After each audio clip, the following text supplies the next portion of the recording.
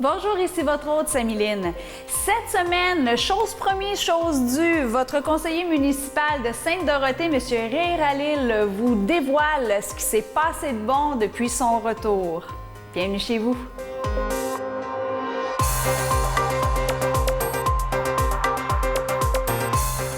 Ray Halil, toujours un plaisir de vous recevoir en studio. Ça va bien? Merci, ça va et vous? Ça va super bien. Il s'en est passé des choses depuis qu'on s'est vus. Ah, C'est vrai. il s'en passe toujours des choses.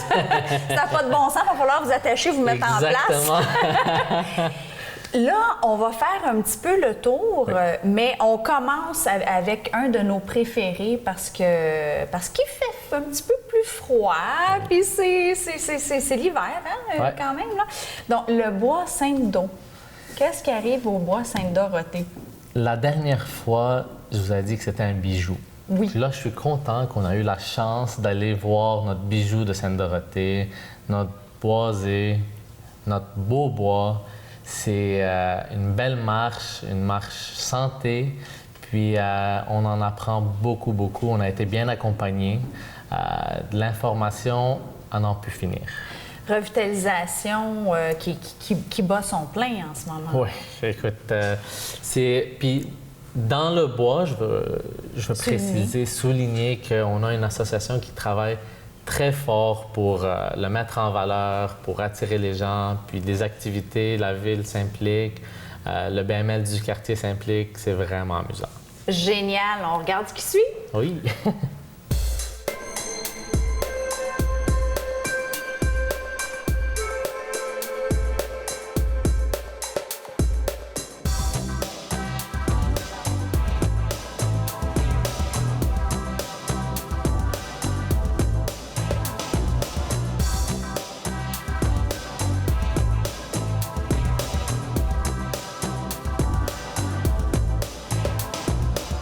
Alors, on est avec Madame Julie Lemieux, notre vice-présidente de notre fameux bois de Sainte-Dorothée. Julie, on est ici à une des entrées. Il y en a plus qu'une. Veux-tu nous en parler un peu? Oui, merci beaucoup, Ray, de m'avoir invité aujourd'hui à participer. Et on est à la halte des Pivoines, qui se trouve pas loin du boulevard Saint-Martin, sur la rue des Pivoines. Il y a plusieurs entrées, Ray, pour entrer dans notre beau boisé de Sainte-Dorothée. Il y a aussi une autre entrée maintenant qui va être ouverte cet hiver et qui va offrir aussi des raquettes en prêt. C'est même pas de la location. Les familles peuvent venir prendre des raquettes. Et l'autre entrée se trouve au chalet du Boisé. C'est au 76-75 Saint-Martin-Ouest. Alors, on a juste à aller un petit peu plus loin sur le boulevard Saint-Martin. Il va y avoir un beau chalet pour se réchauffer puis boire du chocolat chaud. Bon chocolat chaud. Ça prend ça pour nos hivers québécois. Oui. Alors, Julie, veux-tu un peu, si tu veux, on va prendre une petite marche dans le boisé. On va montrer à nos chers concitoyens notre fameux boisé, un peu ce qu'on fait, les activités qui s'en viennent. Ben oui, ça me fait plaisir, Ray, de faire un petit tour dans le bois avec toi aujourd'hui. Samedi, le 12 novembre, on a fait notre corvée annuelle. Donc, on a entretenu nos sentiers, la signalisation. On a bien nettoyé les pistes. On a préparé et rempli les mangeoires pour accueillir les oiseaux, mais aussi pour accueillir les résidents qui veulent venir se promener et avoir du plaisir dans un milieu naturel exceptionnel. Alors comme ça, on va prendre une belle marche dans notre fameux boisé. Sainte-Dorothée. Sainte-Dorothée, le plus beau des beaux. En fait, c'est un milieu exceptionnel, parmi les plus beaux à Laval. C'est 280 hectares, Ray, de forêts de tout type, de milieux humides. Il y a même une prucheraie avec des arbres, des pruches qui datent de 350 ans. Ah ben. Puis quand on dit un milieu exceptionnel, à part le fait que c'est beau, biologiquement parlant, naturellement parlant, il doit aussi avoir des critères. Bien, il y a des espèces qui sont exceptionnelles qu'on retrouve ici. On a 139 sortes différentes d'oiseaux. OK. On a 14 amphibiens. On a 7 sortes de chauves-souris. Wow. On a des castors. On a des coyotes. On a des cerfs de Virginie. On n'a rien à envier. On a tout ce qu'il faut ici à Laval. Puis on a tout ça en plein milieu de Sainte-Dorothée. Tout à fait. 280 hectares de milieux naturels, dont à peu près 28 appartiennent à la ville de Laval. Bien sûr, on aimerait ça un jour que ça devienne un parc nature avec un beau chalet d'accueil. On pourrait faire une belle diversité d'activités en milieu urbain. C'est tout à fait exceptionnel. Ah, c'est une nécessité, je dirais même. Ah, c'est bon ça! Alors comme ça, on a des sentiers dans notre boisé. On parle de combien de kilomètres à peu près? Bien, on a un sentier, Ray, qui part ici de la halte des Pivoines et puis qui fait 2 boucles, un petit peu comme un 8, qui est 3 km de long. Ah. Et puis à l'autre entrée, qui est ouverte les week-ends, c'est au chalet du Boisé. On a une autre boucle qui va partir de ça et qui va rejoindre la boucle ici également. Alors, on va avoir cet hiver la possibilité d'agrandir les sentiers pour les gens qui veulent se promener. Si on agrandit, c'est parce qu'il y a de la demande, il y a du monde qui vient. Oui, il y a beaucoup de résidents tout près qui viennent avec leur famille, leurs chiens, se promener. Les gens apprécient de plus en plus les milieux naturels, ça leur fait du bien de se retrouver, d'écouter les oiseaux. Et puis on parle de combien de personnes à peu près qui passent par ici? On a-tu des statistiques? Oui, on a recensé, je te dirais, l'hiver dernier, grosso modo, environ 650 personnes qui sont passées. Alors, on est toujours content. Il y a des habitués. Ouais. Et puis, de plus en plus, on aime que les gens intègrent dans leur mode de vie la nature et qu'ils s'y rapprochent pour tous les bienfaits que ça leur apporte. Mais c'est ça qu'on voit de plus en plus, en tout cas des familles, des jeunes familles, père, mère, les enfants, ils viennent faire une marche ensemble. Bien, juste cet après-midi, on a vu des grands-parents avec des tout-petits en poussette, on a vu 2 jeunes écoliers qui viennent de passer, on a vu un retraité qui venait promener son chien. Alors, même en plein milieu de semaine comme aujourd'hui, il y a des gens qui en profitent. On a ici des mangeoires qui vont être placés. Oui. Parlons un peu de comment ça marche, qu'est-ce qu'on peut voir. On a des clubs d'ornithologues qui sont mieux placés pour en parler que moi. Mais ce que je peux te dire aujourd'hui, Ray, c'est qu'on a 3 sites de mangeoires. Chaque hiver, on installe les mangeoires. On a les graines et tout ce qu'il faut qui est fourni par la meunerie à Saint-Eustache, gracieusement. Et puis, les gens peuvent venir sur les 3 sites observer. Je ne sais pas s'ils vont voir les 139 espèces qui existent dans le boisé, mais ils vont en voir beaucoup.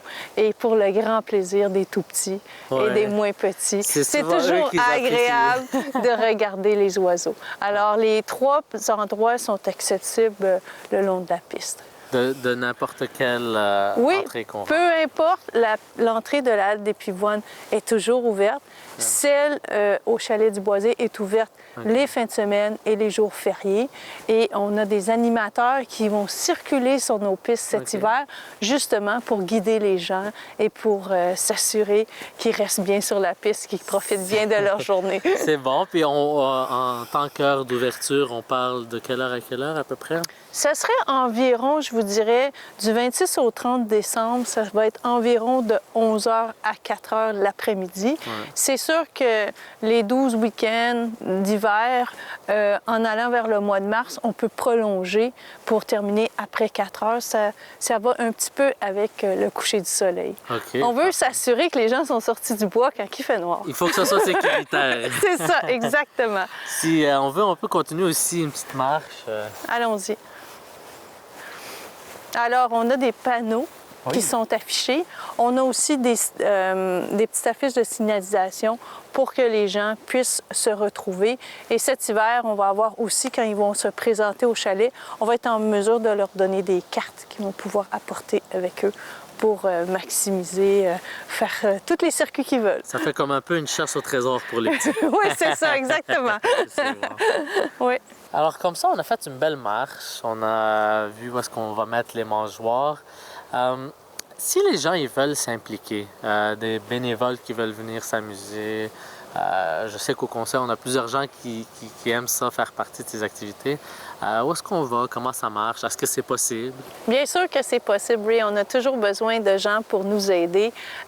Puis on a une variété de tâches, étonnamment. Les gens, s'ils ont des connaissances en informatique, en marketing, en réseaux sociaux, ils peuvent venir nous aider. S'ils veulent venir nettoyer les sentiers, entretenir sur le comité des sentiers, ça va nous faire plaisir. Alors, la meilleure façon, je te dirais, Ray, pour devenir un bénévole à l'association, c'est de regarder sur notre Facebook. On a un Facebook et de s'abonner au Facebook et de communiquer avec nous par l'entremise de Facebook. Et puis, c'est certain, sur le Facebook, on retrouve les dernières cartes de sentiers, les nouvelles sur l'état des sentiers, les ouvertures, les fermetures. Et on peut contacter aussi pour offrir ses services et venir à la prochaine corvée. Parfait. Puis, as-tu un message qu'on aimerait passer? Bonjour à tout le monde. Merci d'être venu. Oui, je te remercie énormément pour la belle invitation de prendre une marche avec toi dans le boisé. Puis on remercie, comme d'habitude, nos plus proches collaborateurs et les gens de la ville qui nous aident à tenir ce petit bijou qu'est notre boisé à Sainte-Dorothée. Julie, merci beaucoup pour ton temps. Une belle marche, puis on va continuer comme ça. On va être en forme. Hein? Parfait. Good.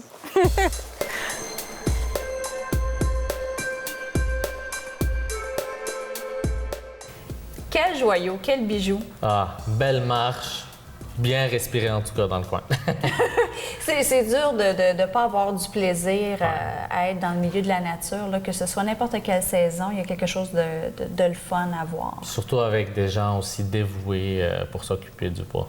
On va rester dans la nature en quelque part. On s'en va à la place publique parce que quand même, il y a beaucoup de choses à faire. Et de l'extérieur, le piano cet été, ça a été magique. Un vrai succès. Je pense que ça a été une des très bonnes décisions qu'on a prises. Des grands-pères avec leurs enfants en train de jouer au piano. Les jeunes, ils faisaient de la bicyclette, ils arrêtent, ils descendent, ils jouent au piano, ils repartent. C'est vraiment amusant à voir. La place publique, honnêtement, un lieu central pour Sainte-Dorothée. Les gens se rassemblent. Beaucoup d'organismes font plusieurs activités et événements dans le coin. C'est vraiment amusant. Toujours en changement. Vous avez tenu votre parole, vous la tenez toujours de constamment revitaliser ce coin-là pour que ce soit le fun pour tout le monde. On travaille fort pour ça. On travaille fort pour ça, puis plusieurs paliers de gouvernement travaillent fort pour ça. Oui, parce qu'il y a quand même aussi à la place publique plusieurs organismes, dont un, la Maison des jeunes. Oui, on a eu la chance de rencontrer la responsable, Mme Giroux, qui nous a parlé de ses activités, de l'implication de la Maison des jeunes dans la place publique et avec les jeunes du coin. Et on va aller voir des images à l'instant. Oui.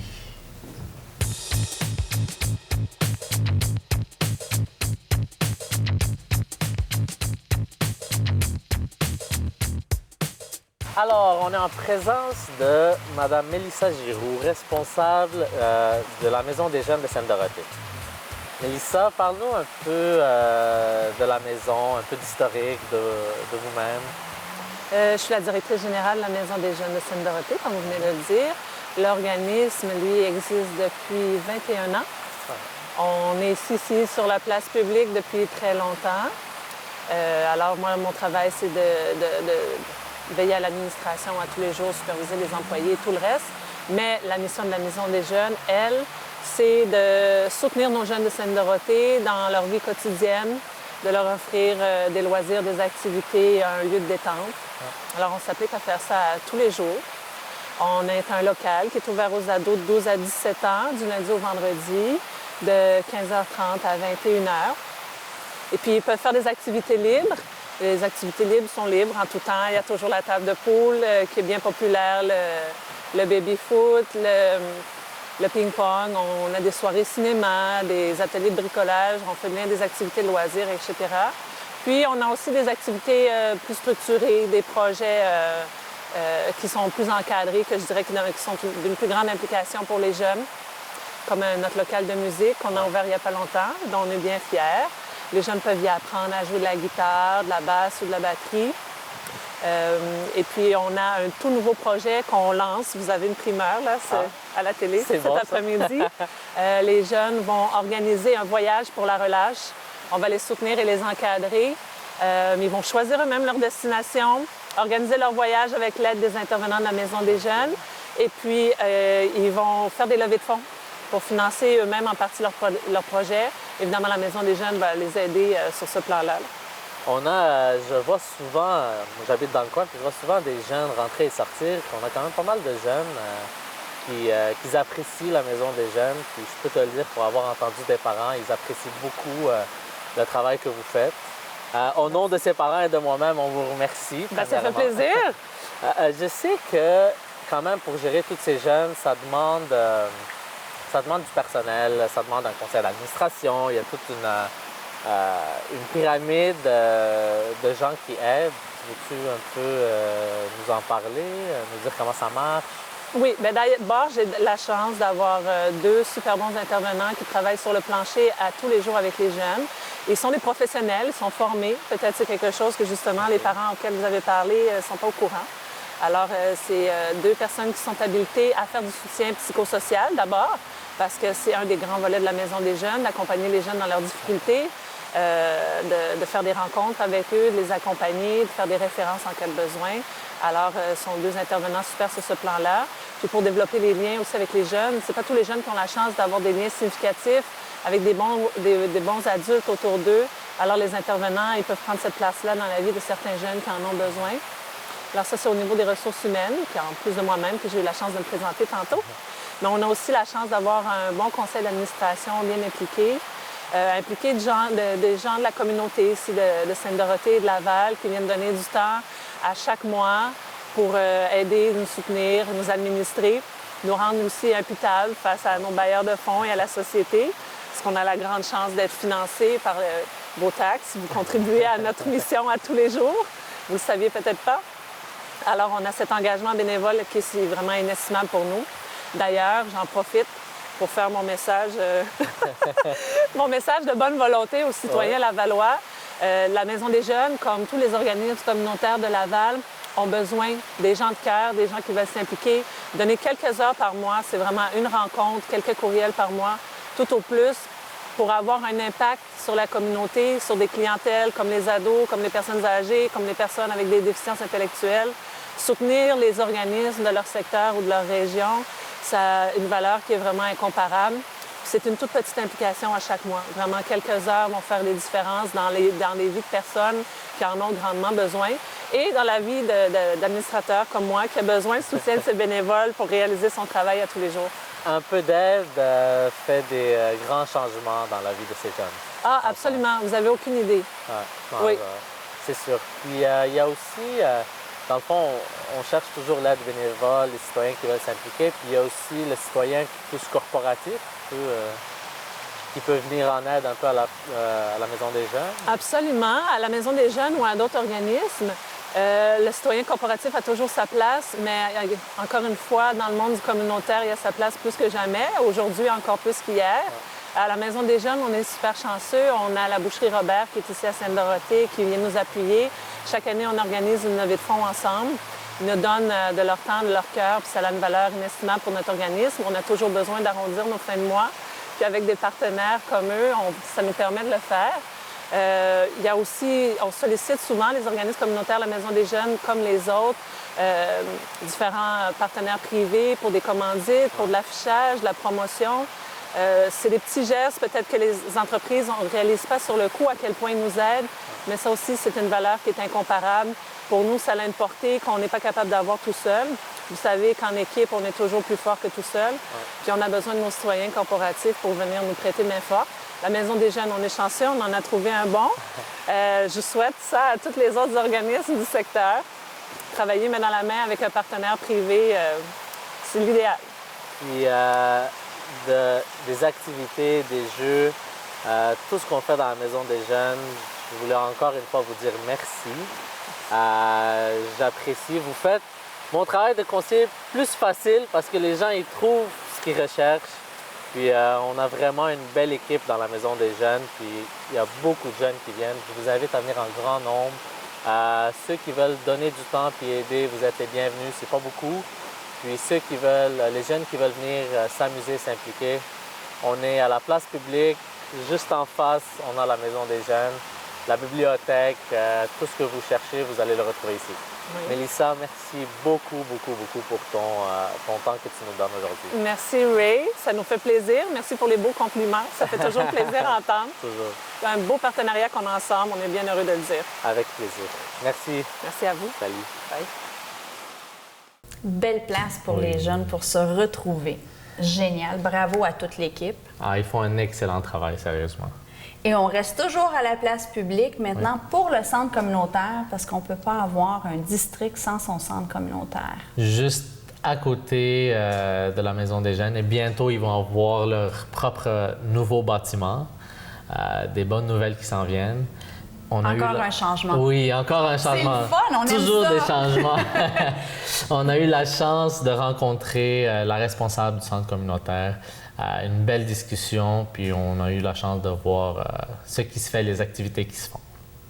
On regarde ça? Oui.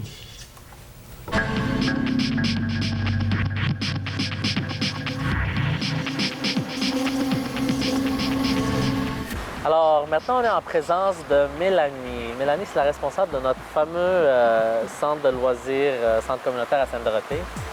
Mélanie, bonjour. Parle-nous un peu de notre fameux centre communautaire. Bien, en fait, je suis la directrice générale des loisirs Sainte-Dorothée et de l'espace famille Sainte-Dorothée. Donc, on offre de nombreuses activités. On est établi à Sainte-Dorothée depuis presque 70 ans. On va fêter notre 70e anniversaire en 2018. Donc, on fait un peu partie du patrimoine de Sainte-Dorothée. À l'époque, c'est sûr, avec l'Église, il y avait des activités organisées communautaires, des rassemblements, l'éducation religieuse. Bon, on a évolué, on n'est plus rendu là. Et on est également quand même un employeur là, dans le quartier. On emploie presque 70 personnes qui sont rémunérées. Donc, majoritairement les enseignants et également beaucoup de personnel là, au niveau de l'administration pour gérer tout ça. C'est plus qu'un centre de loisirs. On a également l'espace famille là, qui est des activités principalement pour les jeunes familles du quartier, les 0-5 ans, et ils sont dans la majorité des activités gratuites. Okay. Donc, fait que vous aidez les gens, vous leur donnez une place où ils peuvent aller passer du temps. Oui. Oui. Parlez-nous un peu des activités qui se font, quelles sortes d'activités, qu'est-ce que vous aimez faire? On voit tout le temps du monde, fait que c'est toujours un bon signe. En fait, le centre qui est près de nous ici, c'est le centre communautaire Sainte-Dorothée, mais on a des activités dans près de 8 édifices différents, dont des centres communautaires et des gymnases d'école. On aurait beaucoup trop de monde là, pour la capacité actuelle là, de l'immeuble qui est assez âgé.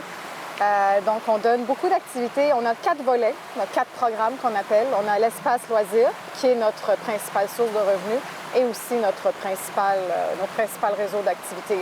Ce sont des activités de loisirs autant éducatives, sportives, culturelles, qu'on offre à la population dans les différents centres et les différents établissements.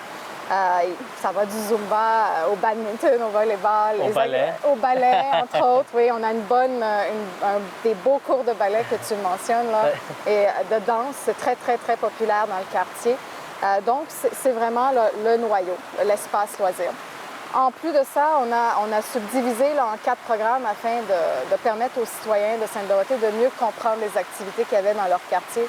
Parce que je ne sais pas si tu as déjà vu notre grille horaire, il y a près de 200 lignes, plages horaires, donc des fois ça peut porter à confusion, les budgets étant limités, donc il faut qu'on rentre l'information dedans. Donc le volet loisirs, le volet cuisine, ce sont des activités culinaires qui rentrent avec la mission de saines habitudes de vie. Donc on offre des ateliers aux enfants de tous les âges, à partir de 3 ans, en cuisine et également aux adultes. On a une toute nouvelle, ça fait quelques années, là, les cuisines collectives. On a 2 groupes qui fonctionnent très bien. C'est gratuit. Les gens ne font que payer la nourriture pour cuisiner et ils viennent partager des recettes ensemble et passer une belle journée. Là. Ça permet des économies considérables. Donc ça, c'est le volet cuisine. Ensuite, on a le volet camp de jour, qui est le plus petit des volets, afin de permettre la conciliation travail-famille. On couvre la 9e semaine de camp de jour au centre communautaire pour permettre aux parents d'aller travailler et les enfants de les mettre en camp de jour juste avant la rentrée scolaire. Et notre volet, là, que je vous dirais qu'on travaille, qu'on met beaucoup d'efforts dans les dernières années, c'est l'espace famille. Ce sont des activités qui existaient déjà depuis de nombreuses années. Par contre, on les a regroupés sous ce qu'on appelle l'espace famille, qui est un peu une maison de quartier, une maison de famille à Sainte-Dorothée. Ça cible principalement les jeunes familles de 0 à 5 ans. Dans ces activités-là, ça va du Zumba, maman-bébé, yoga postnatal et principalement nos ateliers éducatifs et psychomoteurs pour les familles isolées, donc les familles qui n'ont pas accès nécessairement aux services de garde ou au CPA. Donc, c'est un programme éducatif qu'on a mis en place 4 matins semaine. On offre également des cafés-causeries aux parents. Donc, c'est un lieu de rassemblement pour les parents qui ont des questions. Il y a des conférenciers qui viennent. Donc, c'est à la fois éducatif, à la fois de détente. Donc, ça permet aux enfants de se rassembler. En ce moment, tout est fait dans le centre communautaire actuel, mais on espère dans le futur avoir un local dans le nouveau centre vraiment dédié à la petite enfance. Donc, ça fait le tour de nos programmes, de notre offre d'activités. Ça fait beaucoup d'activités. Oui, il y en a beaucoup. Côté heures, c'est ouvert combien d'heures semaine? Trop, non, pas trop. C'est 7 jours semaine. On a, je te dirais, environ 1500 participants par session. On offre 3 sessions bien nanties par année, la session automne, hiver et printemps. On offre également quelques activités à l'été, certaines comme le yoga, le zumba, certaines activités plus précises dont les participants souhaitent poursuivre durant la saison estivale. On participe également à plusieurs, on est très présent dans le quartier avec les fêtes communautaires, les différents rassemblements, donc on est très actifs dans la communauté de Sainte-Dorothée. Et ça fait de nombreuses heures, là. Je ne pourrais pas te donner le chiffre, mais c'est 7 jours par semaine. Parfait. Écoute, je voulais juste encore vous dire merci. Vous faites un excellent travail. Les gens l'apprécient beaucoup. Merci Ray, de nous avoir invités. Merci Avec beaucoup. Avec plaisir. Merci. Salut. Que dire de plus? Et c'est encore en mouvement. Toujours présent, c'est là pour les citoyens, puis c'est vraiment amusant que les gens peuvent s'impliquer, puis ils ont des activités tout proche de chez eux. C'est comme le cœur, finalement, du district. Oui, c'est vraiment le cœur. Le cœur puis le boisé, c'est les poumons. Hein? On est bien entourés. Bien entourés. Il va se passer des choses excitantes à venir. Oui, on travaille fort. Certains organismes, les BML, la députée provinciale, moi-même, pour justement embellir la place publique, puis bonifier les activités qui se font. Puis on va voir dans les prochaines années de gros changements. Quand on dit bonifier les activités, on vise quoi? Comme par exemple... Là, j'essaie de vous soutirer des infos. Oui. On commence étape par étape. On